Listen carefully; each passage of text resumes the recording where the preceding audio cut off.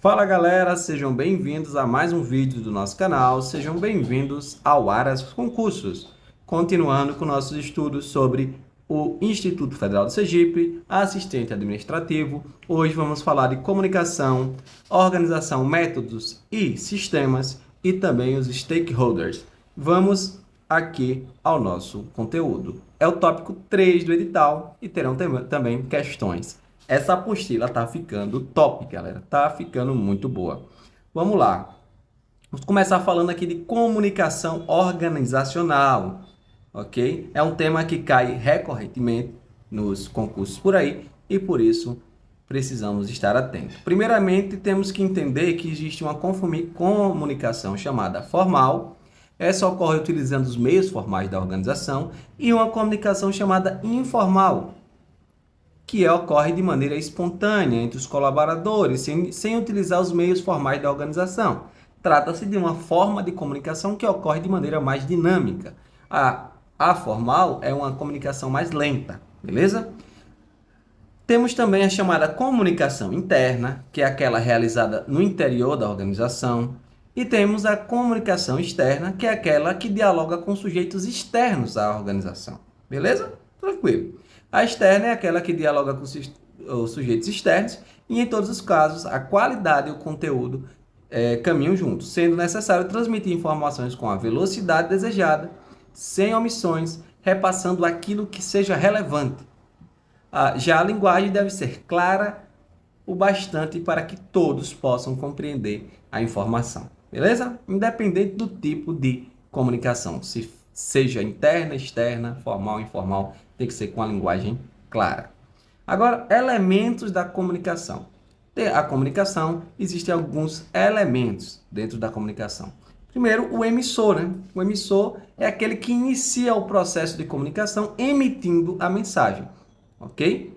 Também chamado de fonte. O emissor pode ser chamado de fonte, que é aquele que dá origem à mensagem. O transmissor ou a codificação é o meio que ele usa para codificar a mensagem, para transformar a ideia em mensagem. Pode ser a fala, pode ser escrita, um e-mail, etc. A mensagem, o e-mail escrito, né? Digitação, né? A mensagem é aquilo que de fato está sendo comunicado. O canal é o meio por onde a mensagem é enviada pelo e-mail, pelo WhatsApp, pela internet, né? O receptor é a parte que recebe a mensagem. O ruído são as barreiras e as distorções que podem ocorrer na comunicação. Por exemplo, na fala, a gente às vezes fala alguma coisa e a pessoa entende outra. Isso é um ruído, é uma barreira. Ou então na escrita, você fala de um modo que possa parecer que tem ali uma entonação mais ríspida, rígida, mas às vezes não era isso que você queria transmitir. Isso se chama ruído. São distorções que modificam o sentido da mensagem. A retroação ou feedback é o retorno, né? É o retorno do receptor ao emissor, que é de vital importância para saber se realmente a comunicação surtiu o efeito que a pessoa desejava. Então, eu disse, olha, por favor, faça isso e isso. Dei uma orientação. A pessoa disse, você entendeu? Eu entendi, eu tenho que fazer isso e isso. Esse é o feedback, é a retroação. Fluxos organizacionais. Existem fluxos, isso cai também em concurso, existem comunicações que são descendentes, de cima para baixo, ascendentes, de baixo para cima, horizontais ou diagonais. As descendentes é dos chefes para os subordinados, de cima para baixo, na estrutura organizacional. Geralmente utiliza para orientações, fornecimento de diretrizes, normas, feedbacks. A ascendente, elas são dos subordinados para o chefe. Também podem ser feedbacks, sugestões. E no caso de empresas que a comunicação é mais livre, reclamações. Horizontal ocorre entre pessoas do mesmo nível hierárquico. Então, uma pessoa de um nível hierárquico, um diretor de marketing falando com um diretor financeiro, estão no mesmo nível ali. Isso é uma comunicação chamada horizontal ou lateral. Temos também a comunicação chamada diagonal, que ocorre entre uma chefia funcional e subordinado de outro departamento. São pessoas de níveis diferentes, de departamentos diferentes. Por isso que é chamado de diagonal. Ok? Por exemplo, o chefe do marketing falando com o subordinado do RH. Então, isso aí é uma diagonal, porque tem níveis diferentes e também departamentos diferentes. Barreiras, como falado, barreiras ali são os ruídos, que para a comunicação ser eficaz, ela deve vencer algumas barreiras que podem apresentar durante o processo. As barreiras são comumente classificadas como físicas, semânticas, psicológicas, entre outros. Barreira física, por exemplo, a telefone não funcionou bem, o áudio está ruim. Semântica, de interpretação, psicológica, como a pessoa entende aquela mensagem e assim vai. Dentre as mais cobradas no concurso, temos a filtragem, que ocorre quando o emissor manipula a mensagem de maneira que ela não chegue de forma demasiadamente negativa. Em outras palavras, uma maquiagem. Vai dizer um problema, mas não diz o problema de uma forma que chegue tão negativa. Tenta amenizar a situação. Dessa forma, quanto mais simples e direta forem as mensagens, menor será a chance de ocorrer a filtragem na comunicação. Ok? Comportamento na organização. Dentro da organização, a pessoa pode ter vários comportamentos. Dentre eles, o passivo, que pode até discordar de algo, mas sempre evita divergir. Sempre vai evitar ali divergir. Ele não apresenta a sua própria opinião. A pessoa receptiva, que ela está disposta a receber e aceitar a mensagem sem distorções no conteúdo e com alta concentração dela, a pessoa que se concentra na informação. Tem também o agressivo, que é aquele que muitas vezes nem mesmo permite que a pessoa conclua o raciocínio. Ele ele é impulsivo, irônico, arrogante, está tenso, sempre tenso, preparado para o ataque, fala mais alto, critica, interrompe. Não há por parte do agressivo disposição em receber uma mensagem. E o assertivo está calcado na segurança com que o receptor age ao receber a mensagem. Encontra-se sempre firme ao apresentar suas convicções, com educação, mas com firmeza. Não desrespeitando outros, mas também não abre mão dos seus valores. Então, o assertivo é uma característica aí mais legal para o processo. Bom, aqui a gente finaliza o tópico comunicação. Vamos falar agora do que são stakeholders, que também está nesse tópico, nesse ponto do edital, né? Desse tópico do edital. Na tradução livre do inglês para o português, significa interessados. São pessoas que estão interessadas na organização. No mundo corporativo, o conceito se aplica a qualquer indivíduo ou empresa que possa ter impacto, ser impactado por seu negócio. E foi lá em 1980 que esse termo se tornou aí conhecido, mas isso aí não cai não. Importante é saber isso. Stakeholders são pessoas ou empresas que estão interessadas no seu negócio. Um erro de muitos profissionais é pensar que apenas os clientes, os fornecedores, os parceiros comerciais são considerados stakeholders, e não é. O fato é que essa concepção é incompleta. Todos esses públicos são sim interessados, né? São stakeholders, mas existem mais pessoas. Todo mundo que estiver interessado na sua organização são stakeholders. Ok? Beleza. Para que serve?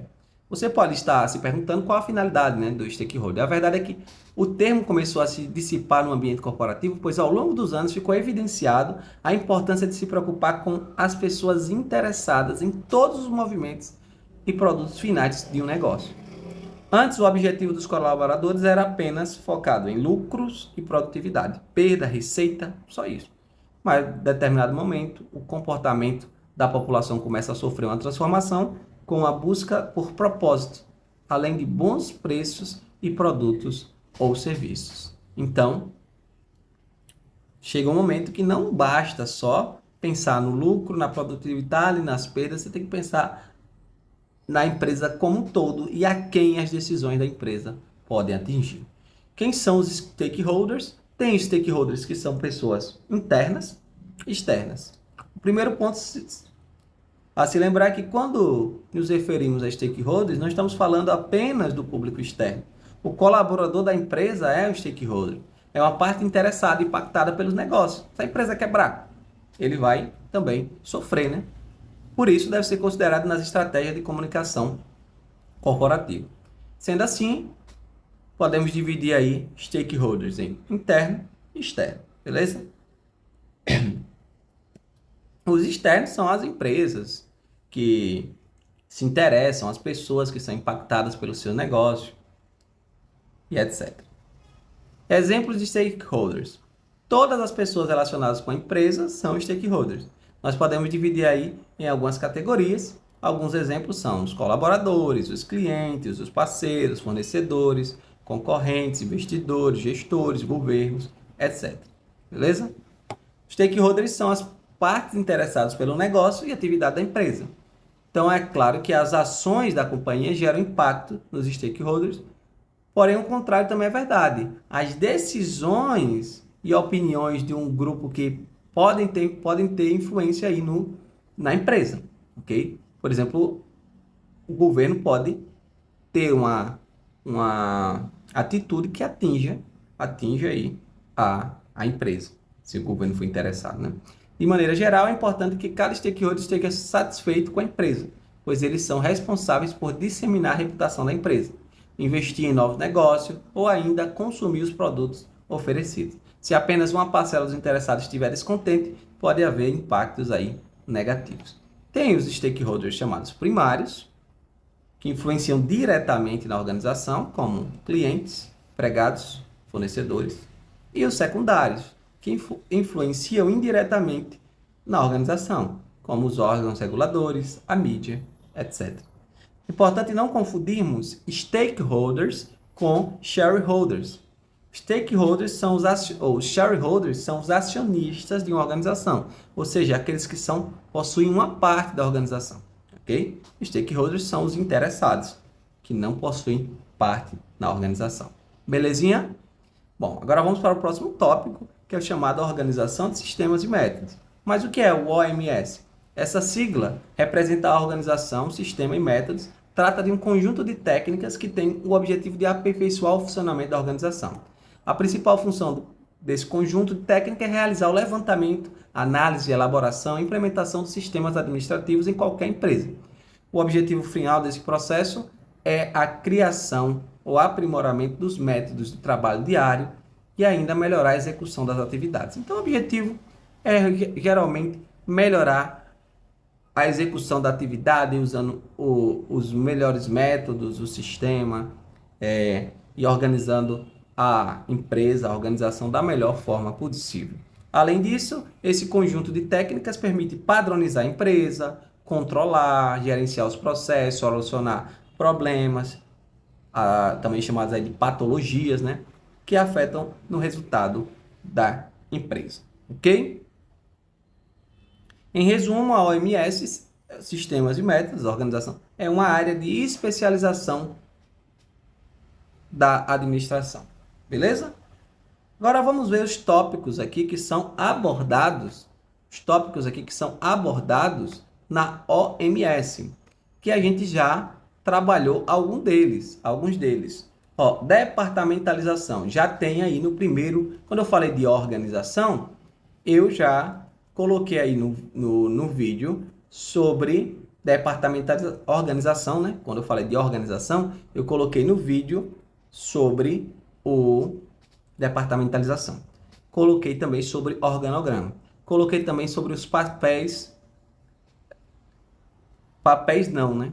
Aqui, na verdade, eu vou editar depois. Isso aqui são as habilidades. Eu já coloquei habilidades do administrador. Hoje a gente vai falar dos papéis do administrador, fluxogramas, histogramas e funcionogramas, beleza? Que são os temas esses temas aqui estão nas questões do Instituto Verbena, beleza? Esses temas estão nas questões do Instituto Verbena. E eu coloquei porque eu encontrei. Se você pesquisar sobre OMS, Organização, Sistemas e Métodos, você vai ter dificuldade de encontrar os conteúdos para isso, ok? Mas eu consegui extrair das questões o que essa banca gosta de cobrar sobre esse assunto. Então vamos lá. Papéis do administrador, existem 3 papéis e esses 3 papéis vão se desmembrar aqui em 10 situações, ok? Em 10 situações, 10 formas de representar a empresa. Papel chamado interpessoal, que tem a ver aí com as relações do gerente com outras pessoas e também com a representação da organização. São papéis em que o administrador está em interação com terceiros, utilizando predominantemente habilidades humanas. Então aqui, dentro das relações dos papéis interpessoais, a gente vai ver que existe aqui o símbolo. O administrador pode agir como símbolo, como líder ou como contato de ligação. Já voltamos para explicar cada um. Tem os papéis informacionais, que tem a ver com a necessidade do gestor de processar e disseminar informações. Essas informações podem ser internas ou externas. Aí ele pode ser um monitor, um disseminador ou um porta-voz. E os papéis decisórios, que são papéis que o gestor tem que fazer escolhas, buscando analisar as situações, as melhores decisões para a organização. Ele usa aqui habilidades conceituais, que nós já vimos, que tem a ver com o abstrato, né? Com o todo, e também habilidades humanas. E dentro do papel decisório, ele pode ser empreendedor, solucionador de distúrbios ou de problemas, alocador de recursos ou negociador. Agora vamos ver esses tópicos. Bom, primeiro falando das relações interpessoais, é a representação em relação a outras pessoas. O símbolo, como o administrador age como símbolo, ele age em atos e cerimônias formais.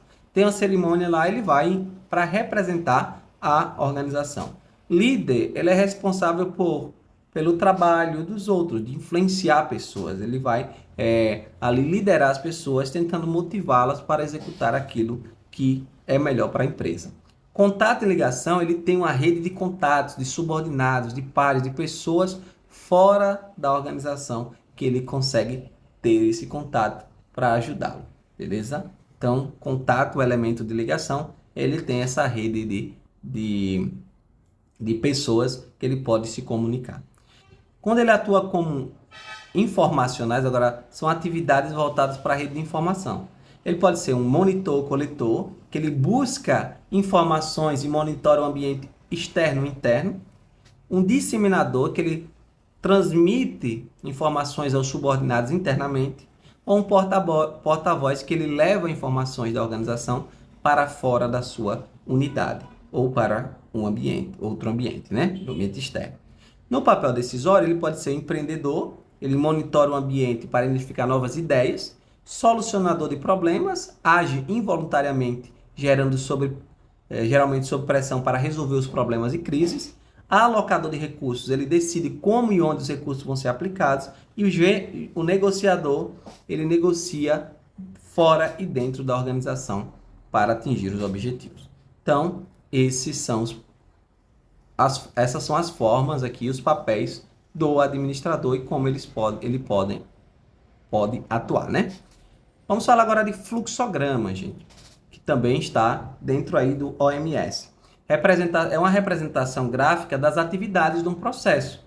Além da sequência de atividade, o fluxograma mostra o que é realizado em cada etapa, os materiais ou serviços que entram e saem do processo, as decisões que devem ser tomadas e as pessoas envolvidas.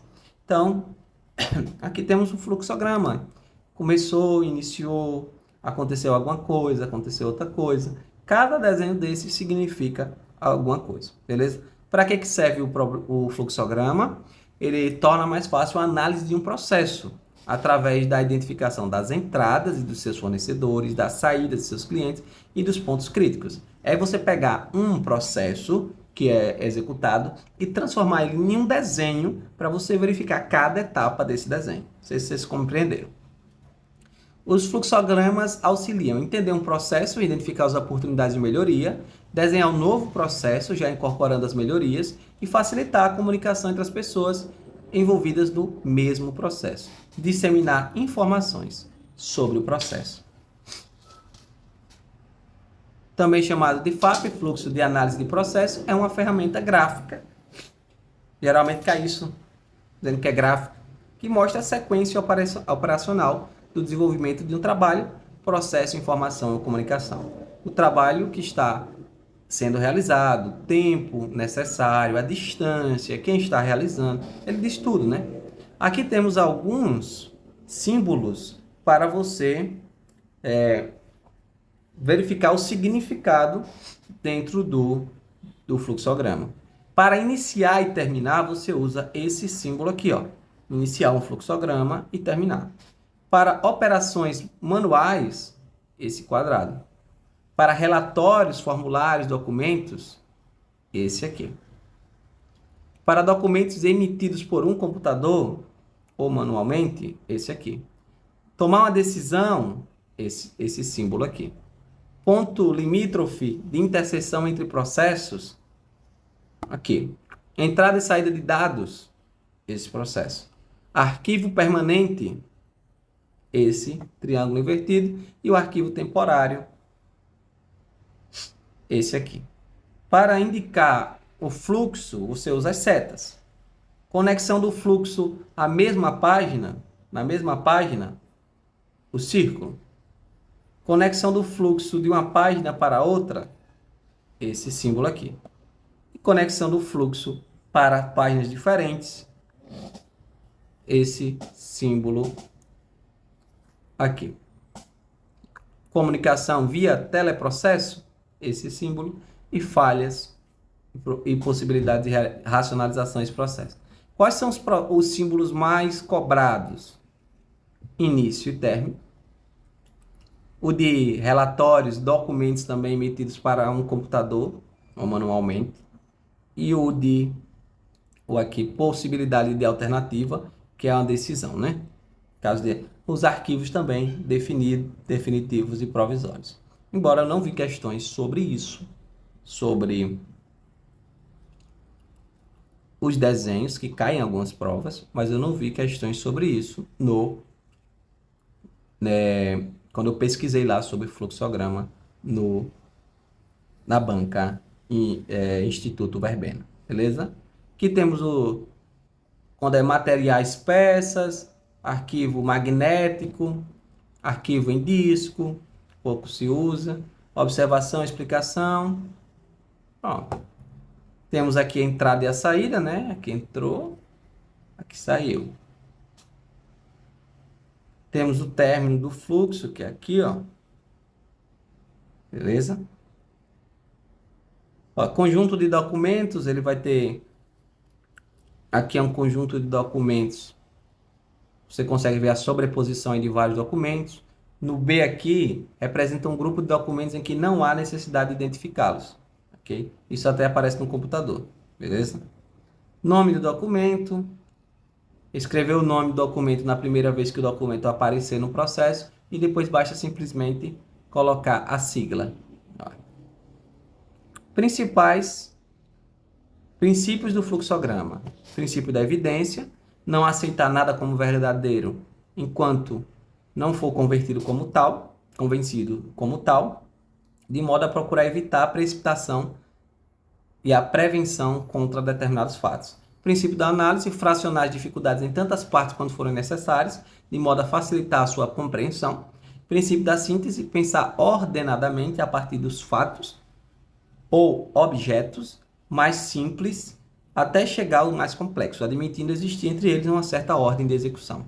Princípio da enumeração, fazer enumerações tão completas e revisões tão detalhadas, de modo a certificar que nada foi emitido. Então, aqui temos um exemplo do fluxograma. Início, receber, aí vem receber a nota fiscal, aí solicitar revisão.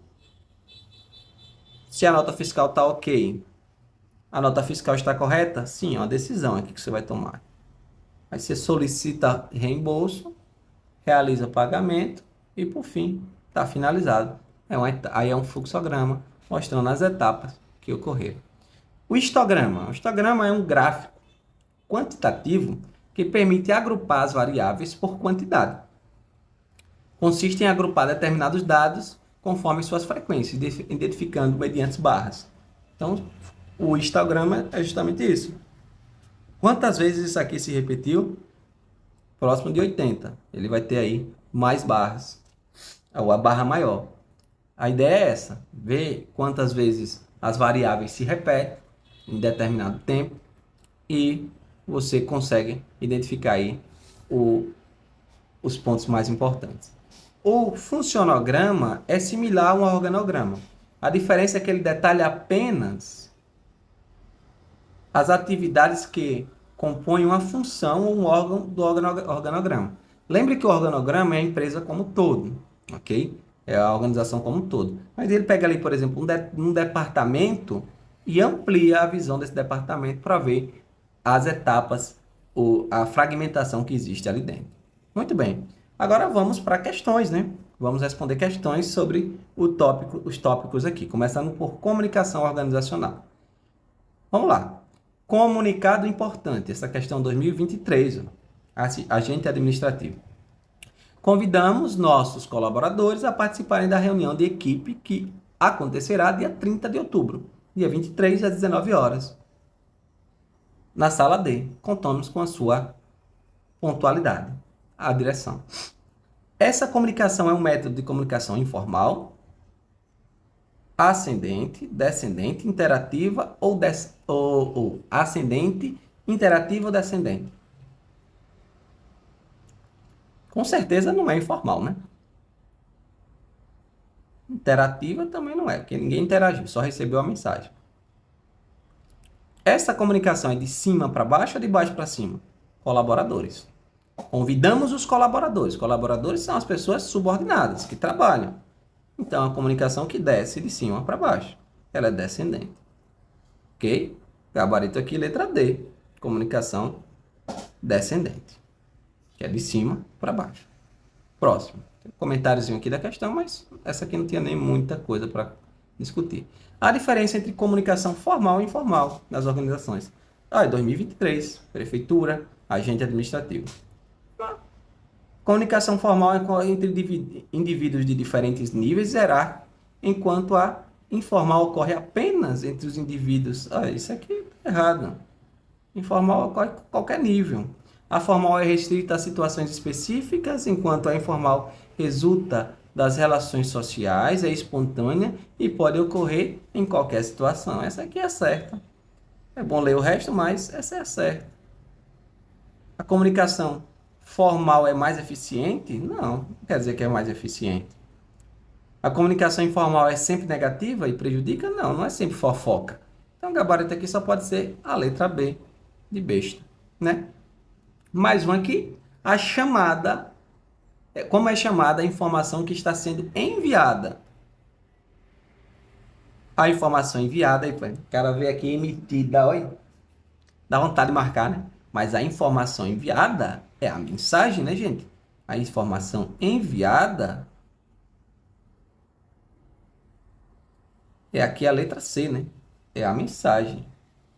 Será que aqui está a letra B, mas é a letra C. Ou vamos ler de novo. Como é chamada a informação que está sendo enviada e recebida? Informação enviada e recebida é a mensagem, beleza? Não é aí a letra C, letra B não, é a letra C. Ok? Porque o canal é o meio por onde a informação é emitida. Isso aqui, depois eu edito lá também. Eu edito também aqui na apostila, né? Para que a gente fique com a apostila aí top de linha.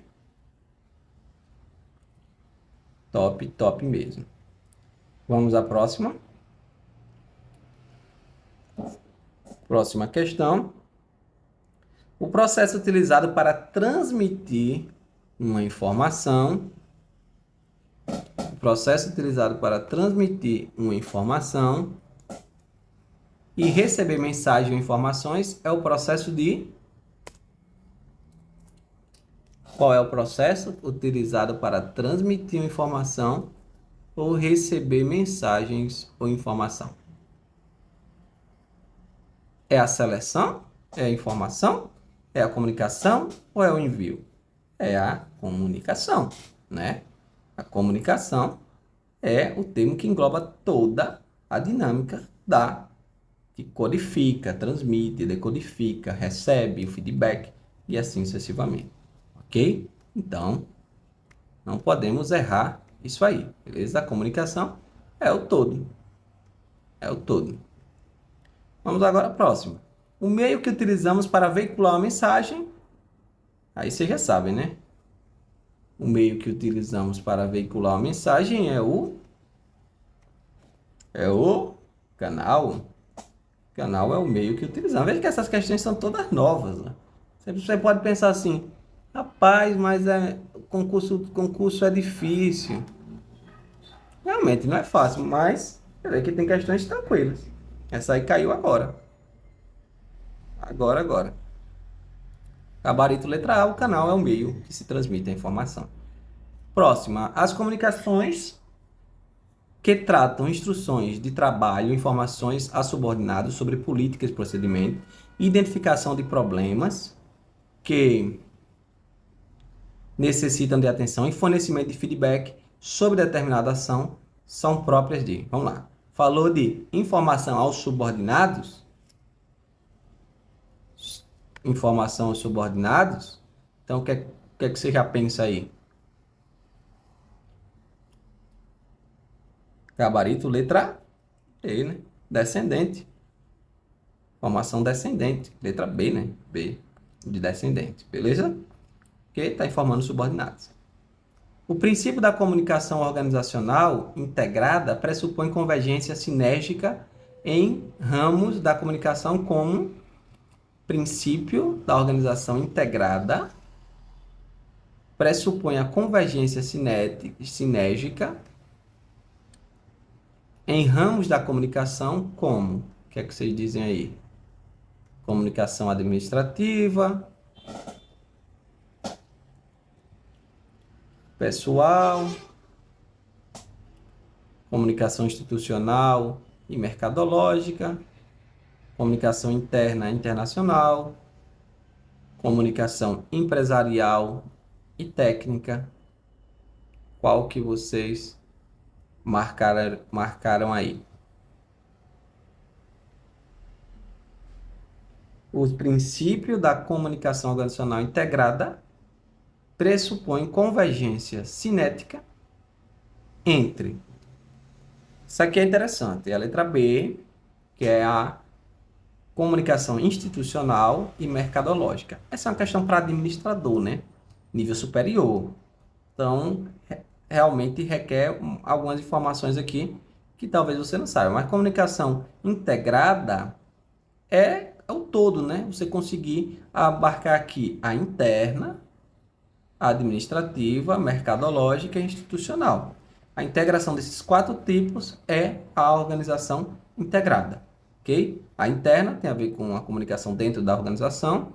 A administrativa é aquela que se processa dentro da organização no âmbito das funções administrativas. A mercadológica é responsável por toda a produção comunicativa em torno dos objetivos mercadológicos. A institucional, no composto da comunicação organizacional integrada. A comunicação institucional é responsável direto por meio de gestão estratégica das relações públicas, pela constituição e formação de uma imagem e identidade corporativa. Então, quando você junta tudo isso, dá aqui a chamada comunicação organizacional integrada. Essa aqui mais para o nível superior, não se preocupem tanto. A comunicação formal entre diretor financeiro e chefe do departamento de pesquisa é a comunicação. Bom, veja que o diretor e o chefe eles estão em níveis diferentes. Um é financeiro e o outro é pesquisa. Então, também estão em níveis diferentes e também estão em departamentos diferentes. Se fosse no mesmo nível, seria lateral. Mas como eles estão em níveis diferentes, um é chefe, outro é diretor, você já elimina o lateral. Ascendente seria de baixo para cima, mas tem que ser no mesmo nível, então está eliminado. Descendente seria de cima para baixo no mesmo nível. Então, nesse caso aqui, são níveis diferentes, departamentos diferentes, diagonal. Beleza? Então, a comunicação diagonal ou cruzada é a interação entre membros de diferentes departamentos ou níveis hierárquicos que não estão diretamente relacionados. Gabarito aqui, letra C. Botei aqui. Beleza? E aí, pessoal, vocês já se inscreveram no canal?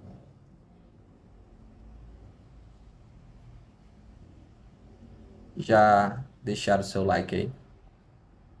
Opa, tem mais um aqui, né? A comunicação interna das organizações, para ser considerada eficaz, deve: interna, informar, desenvolver, inspirar, persuadir, direcionar e alertar as pessoas para estarem alinhadas com a organização. Abordar as pessoas de fora da organização, aí não é interna, né? Ascender e fluir de trabalhadores para gerentes, supervisores para gerentes, gerentes para diretores e assim por diante. Não necessariamente, né? Ser descendente, para ser eficaz tem que ser descendente? Não. Então, para nós aqui, letra A, né? Letra A. Informar, desenvolver, inspirar. Essa é a ideia dentro da organização. Alertar, tem que ter esses princípios. Vamos agora às questões aqui sobre stakeholders da organização. Que aspecto é próprio dos stakeholders de uma organização? Questão aqui 2017, de administrador. Atuar em organização concorrente do mesmo ramo é próprio dos stakeholders, né? Qualquer stakeholder vai ter essa função aí, né? Esse aspecto. Influenciar o processo decisório organizacional participando dele. Constar na estrutura organizacional. Aqui você já sabe que nem todo stakeholder está na estrutura. Ok? Agir exclusivamente no ambiente externo, também não tem stakeholders só no ambiente externo. Então você já sabe aqui que a questão correta é influenciar o processo decisório, porque o stakeholder ele influencia no processo decisório. Ok? Tem que pensar neles quando também vai tomar uma decisão. Gabarito, letra C. Fala aqui, atuar em organizações concorrentes? Não, pode atuar dentro. Porque pode ser os stakeholders dentro da organização. Interno, né? Uma das formas de classificar as organizações é tratá-las como sistemas abertos que desenvolvem fluxos de trocas com o meio ambiente. Esses fluxos permitem relações variadas com os stakeholders, que são necessariamente pessoas ou grupos internos ou externos que têm algum interesse na organização. Hein? Já foi, já matou. Não necessariamente são concorrentes, não necessariamente são clientes, não necessariamente são organizações do terceiro setor que defendem o meio ambiente. Não necessariamente. Gabarito letra A. Agora vamos sobre organizações, sistemas e métodos. Falando aqui da departamentalização. Vem aqui. Vou nem ler tudo.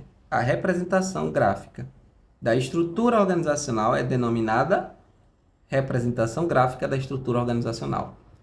Vamos ler agora a pergunta para você ver. Departamentalização expressa o processo de estruturação organizacional e se constitui no agrupamento de atividades correlacionadas em áreas administrativas, seguindo critérios específicos de modo a possibilitar a execução dos processos e o alcance dos objetivos. Essa é uma definição, né? Mas qual é a estrutura gráfica? A representação gráfica da estrutura de uma organização. É tão fácil que dá até medo de marcar aqui organograma, né? Mas é organograma.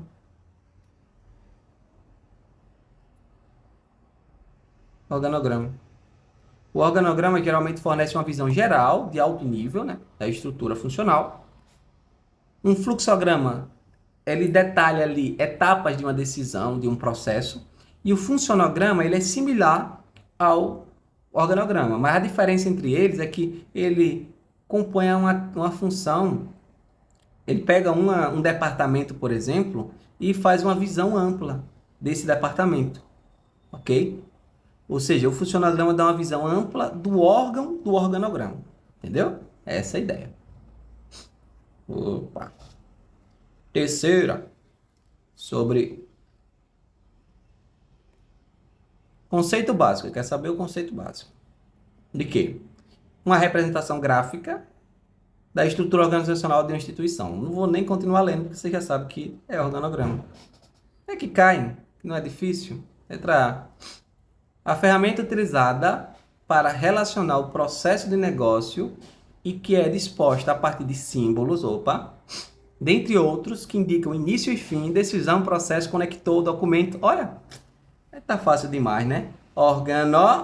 Não, fluxograma. Isso, organograma mostra a empresa. Fluxograma mostra as etapas, tem o início, decisão, processo, fim e assim sucessivamente. Beleza?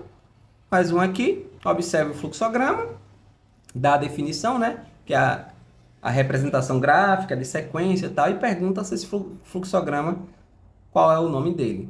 Ele é um fluxograma aqui. Veja que ele está aqui, ó. Deixa eu mostrar aqui.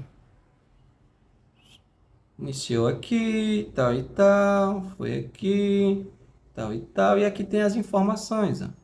As informações e os processos de descrição de cada passo, beleza? Como tá de cima para baixo, ele é um vertical, ok? É a representação de um processo, são utilizados símbolos, tal, esse é o fluxograma. Existem tipos e um deles é o fluxograma vertical. Ele retrata uma sequência de rotina por meio de linhas que traduzem as diversas tarefas da rotina, que representam respectivamente os símbolos, as tarefas, as operações, a rotina e etc. Gabarito, letra A. Beleza? Mais uma.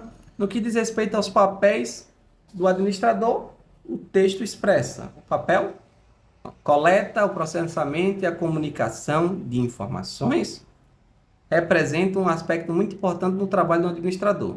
O administrador representa a organização diante de públicos externos, comunicando sua visão, missão e posições para terceiros, clientes.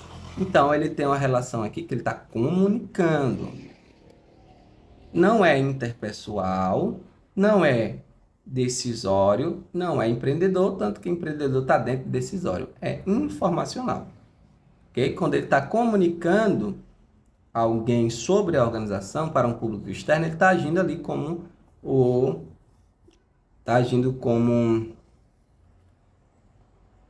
no papel informacional de símbolo, né? De representante ali. Beleza? Acabou. E essas foram as questões aqui dessa aula. Galera, espero que vocês tenham gostado. Deixe seu like, se inscreva no canal. É isso aí. Valeu. Tchau, tchau.